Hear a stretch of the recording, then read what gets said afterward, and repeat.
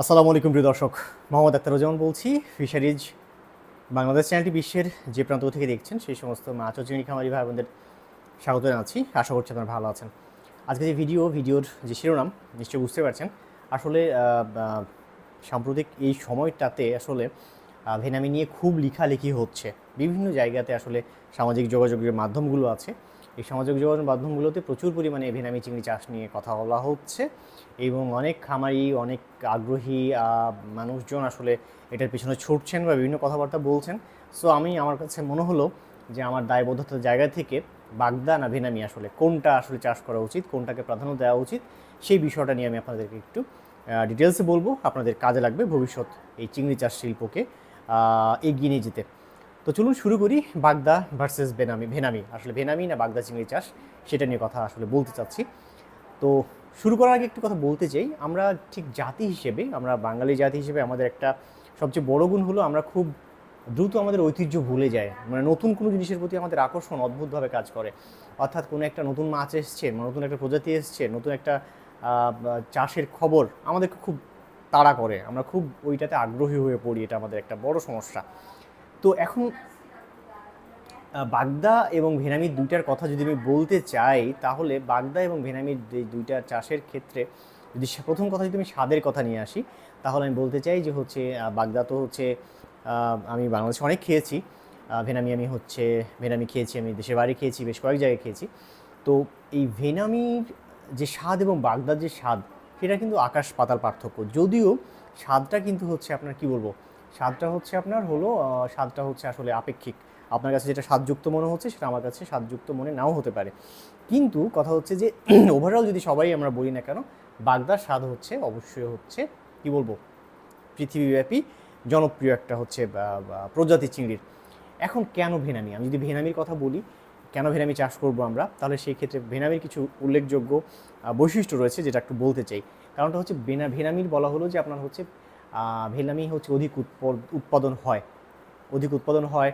তারপরে বলা হচ্ছে মানে খুব কম সময়ে বাজারজাত করা যায়, উৎপাদন খরচ কম, এরকম কথাগুলো বলা হচ্ছে। রোগ প্রতিরোধ ক্ষমতা বেশি, মানে বাগদার চেয়ে, এরকম একটা কথা বলা হচ্ছে। সারা পৃথিবীতে খাওয়া হয় এরকম একটা চিংড়ি এই ভেনামি, এরকম কথাও বলা হচ্ছে। তো এগুলো যদি একটু ব্যাখ্যা দিতে চাই, তাহলে একটা ব্যাপার হলো যে সত্যিকার অর্থেই উৎপাদন খরচ কম কি না, এইটা নিয়ে কিন্তু প্রশ্ন চলে আসছে। হ্যাঁ, বাংলাদেশের যে অবস্থা এখন হচ্ছে, প্রত্যেকটা মাছ বা চিংড়ি চাষের যে উপকরণগুলোর দাম বেড়ে গেছে, সেই ক্ষেত্রে কতটা হচ্ছে উৎপাদন খরচ কম বলা হচ্ছে, এটা আসলে খুবই মানে খুব একটা হচ্ছে আসলে মানে গ্রহণযোগ্য কিনা এটা বোঝা যাবে আসলে। তবে আমার কেন জানি মনে হচ্ছে না, কখনোই হচ্ছে খুব বেশি উৎপাদন খরচ খুব বেশি মানে কম হবে, এটা ভাবার কোনো কারণ নাই। তারপর হচ্ছে রোগ প্রতিরোধ ক্ষমতা বেশি, এই কথাগুলো আসলে হচ্ছে কেন জানি আমার কাছে একটু ভুল বলে মনে হচ্ছে। কারণ হচ্ছে যে আপনি আপনার এই বাংলাদেশের বাস করেন, তার মানে বাংলাদেশের আবহাওয়া আপনার কাছে হচ্ছে গুরুত্বপূর্ণ। বাংলাদেশের আবহাওয়ার সাথে আপনি অ্যাডজাস্ট করে ফেলেছেন। এখন আপনি যদি অন্য একটা কান্ট্রিতে চলে যান যেখানে প্রচুর পরিমাণে শীত, সেখানে কিন্তু আপনি সুস্থ নাও থাকতে পারেন। তার মানে ভেনামি কিন্তু আমাদের দেশের চিংড়ি না, হ্যাঁ, আমাদের নেটিভ চিংড়ি না, এটা অন্য দেশের।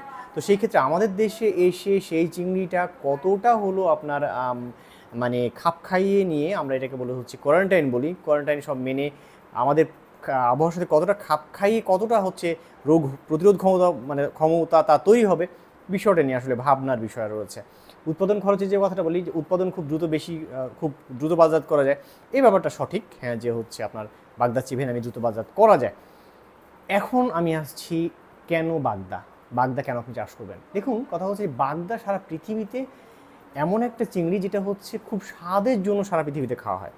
অ্যারিস্টোক্র্যাটিক লোকজন খায়, যাদের টাকা পয়সা যাদের আছে, যাদের হচ্ছে ইউএসএ, ইউ অর্থাৎ ইউরোপীয় ইউনিয়ন, এই কান্ট্রিগুলোতে সারা পৃথিবীতে প্রচুর পরিমাণে বাগদা খাওয়া হয়।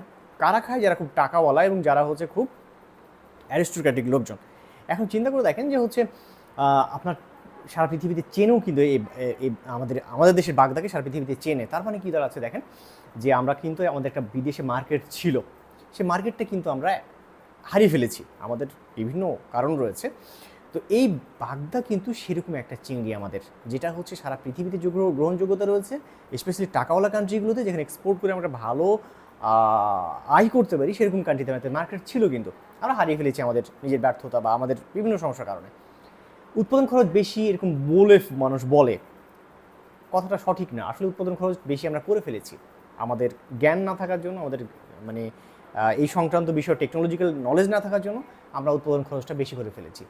তারপরে হচ্ছে রোগ প্রতিরোধ ক্ষমতা কম, এই কথাটাও সঠিক না। আসলে আমরা এমন, আমি আপনাদের বারবার বলি, আমরা এমন এমন কাজ করি, এমন এমন হচ্ছে পরিবেশের উপর অত্যাচার করি, চিংড়ির পুকুরে এমন কিছু অত্যাচার আমরা চালাই, যার ফলে হচ্ছে আমাদের রোগ প্রতিরোধ ক্ষমতাটা কমে গেছে বাগদার। হ্যাঁ, এটা কিন্তু আমরা নিজেরাই দায়ী। বাগদা আহামরি খুব কম রোগ প্রতিরোধ ক্ষম চিংড়ি না, অনেক রোগ প্রতিরোধ ক্ষম, কিন্তু হচ্ছে আমরা এটাকে সমস্যা আমাদের নিজের তৈরি আসলে। এখন ফলাফল আমি সামারিতে যদি চলে আসি, কি করব, বাগদা না ভেনামি? আমরা হচ্ছে অবশ্যই বাগদাকে প্রায়োরিটি লিস্টে প্রথমে রাখবো। হ্যাঁ, এটা হচ্ছে আমাদের সংস্কৃতি, আমাদের টাকা, আমাদের আর্নিংয়ের ভালো মার্কেট, সব কিছুর একটা বিশাল জায়গা। এখন যদি আমরা হচ্ছে কেউ করতে চাই, আমার কাছে মনে হয় যে আমি আস্তে আস্তে ধীরে ধীরে এটাও করব, ভেনামিও কিছু করব, ইটস ওকে, কিন্তু বাগদা বাদ দিয়ে না। বাগদা যারা একবার লস করেছেন, যে মনে করছেন ভেনামি চিংড়ি চাষে চলে যাবেন, দিয়ে আপনি ওখানে উতরে যাবেন, কখনো সম্ভব না। আপনাকে অবশ্যই হচ্ছে আপনি যেটাতে ছিলেন সেটাতেই আপনার ভুলগুলো কী ছিল, সেই ভুলগুলো শুধরে আপনাকে আগাতে হবে। আর ভেনামি যদি চাষ করতে চান, তাহলে আপনি পরীক্ষামূলকভাবে শুরু করুন, আপনি চাষ করতে থাকুন, কিন্তু বাগদাকে বাদ দিয়ে না। আপনার বাগদা হচ্ছে মেন প্রায়োরিটি লিস্টে থাকবে। তো এই মোটামুটি আপনাদেরকে একটা জানানোর কথা ছিল। আপনারা আশা করছি ভিডিওটি শেয়ার করবেন আমাদের বিভিন্ন খামারি ভাইদের কাছে, যাদের কাছে গেলে তারা উপকৃত হবেন। আরও যদি আপনাদের কোনো প্রশ্ন থাকে, তাহলে ভিডিওর কমেন্ট সেকশনে কমেন্টস করুন, আমি চেষ্টা করবো আপনাদের প্রশ্নগুলো উত্তর দেওয়ার জন্য। ভালো থাকবেন, দেখাবো অন্য কোনো দিন অন্য কোনো ভিডিও নিয়ে। সে পর্যন্ত আল্লাহ হাফেজ।